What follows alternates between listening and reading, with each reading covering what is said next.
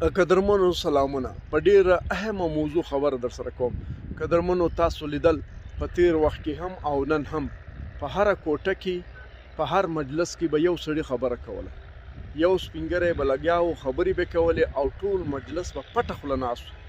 مقصد دا و چې ځوانان پټه خوله وساتل سي، خبرې ونه کړي، سر اخلاص نسی، شعور پکې پیدا نسی. نو داسې په پټو پټو خلو باندې زموږ ډیر نسلونه رالوی سو، مړه سو، او دغه نسلونه په دې نه سو پوه چې موږ پښتانه یو، زموږ حقوق څه شي دي، موږ د څه لپاره خدای پیدا کړي یو. نن هم کوشش دا روان دی چې بس څو خلک به خبرې کوي، یو څو مشران به خبرې کوي، نور ځوانان به پټه خوله ناست وي، پټه خوله به ګرځي، او دا نور ټول ولس کام به پټه خوله په دا څو خلکو پسې روان وي. خو قدرمنو زه دا خبره کومه، دا اعتراض لرم چې د پټو خلو مخلوق چې دی هغه خدای پیدا کړی دی. پټه خوله تل حیوانان ګرځي او پټه خوله تل حیوانان اوسي. حیوانانو ته دا اجازه خدای نه درکړی چې هغه به مجلسونه کې خبرې وکړي، ولې د حیوان د بل مقصد لپاره پیدا دی او انسان د بل مقصد لپاره پیدا. حیوان ټول عمر غلامي کوي، چې څه حشرات دي، څه حیوانان دي، دا د انسانانو غلامان دي، او انسان اشرف المخلوقات دی. الله پاک دې ته شرط بخښلی دی، انسان به تل خبرې کوي، سوالونه به پورته کوي، مجلسونه به کوي.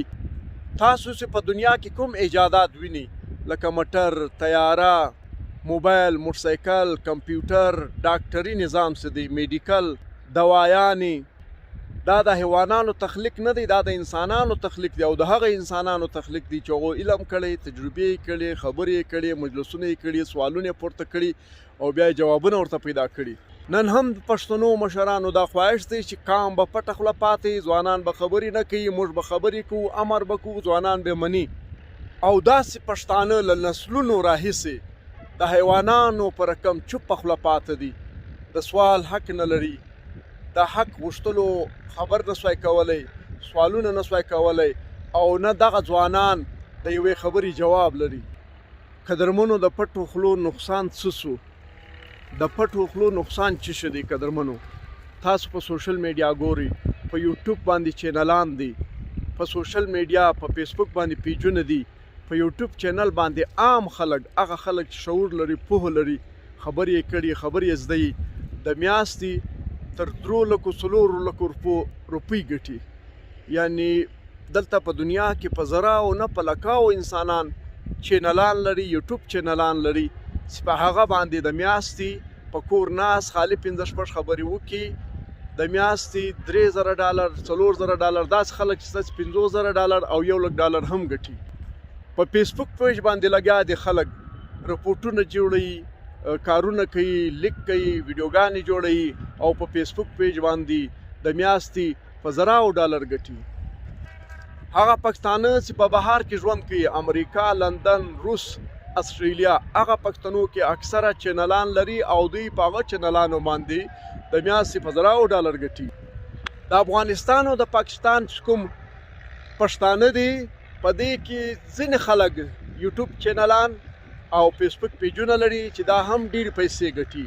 خو لیکن د پښتنو په 100 کې 99% چې کوم ځوانان دي، آبادي ده، دا له سوشل میډیا د $1 ګټه هم نسوای اخیستلی، دا خبرې نسوای کولی، دا رپورټونه نسوای جوړولی، او له دوی سره دونه پوهه نسته، دونه شعور نسته چې هغه یوه داسې خبره وکړي چې دنیا ورته غوږ سي، او له دغه اورېدلو څه بیا دوی پیسې ترلاسه کړي.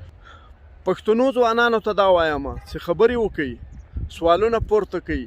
د سوشل میډیا دور دی، در سړي سره موبایل دی، په دې کې فیسبوک پیج دی، یوټیوب چینلان دی، دا واورئ، څه زده کوي، او خپل هم چینلان جوړ کړي، پیجونه جوړ کړي، چې راتلونکي وخت کې به، یعنی 10 کاله 15 کاله بعد به دغه هر چینل هر سړي ته د میاشتې $2,000-3,000 ورګټي. نو که چیرې زموږ پښتانه ځوانان چوپه خوله پاته سي او د مشرانو خبرې ومني، زموږ د سیاست پوهانو خبرې ومني، ژوند به یې لا تریخ سي، لا به له مشکلاتو او کړاوونو سره مخ سي. نو قدرمنو د ویډیو جوړولو مقصد مې هم دا و چې تاسو ته هغه خبرې وکړم چې ستاسې پکې ګټه وي. امید لرم چې زما خبرې مو خوښې سوي وي، او که مې چیرې خبرې خوښې سوي وي نو دا ویډیو در سره شیر کړئ. امکان لري چې په دې ویډیو باندې زه هم په $1,000 وګټم.